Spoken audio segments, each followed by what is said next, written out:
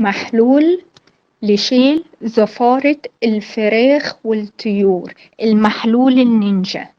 بعد ما نغسل الفراخ وأي نوع من أنواع الطيور ولسه حاسين بريحة زفارة فيها، نجيب طبق، ودلوقتي المية ساقعة عشان احنا في الشتاء، لو في الصيف نجيب مية ساقعة من التلاجة ونحط معلقة خل، معلقة ملح، معلقة سكر، آه، ورقتين لورو،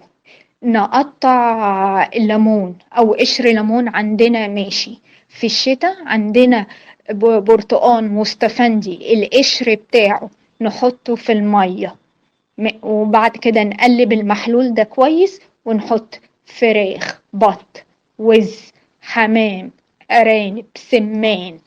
رومي، اي حاجة حاسين ان احنا مهما نغسلها فيها زفارة نحطها ونغطيها كويس ونحطها في التلاجة لمدة 4 5 ساعات، وبعد كده نطلعها نشطفها بمية من الحنفية، وهتشوف مفيش ريحة زفارة نهائي.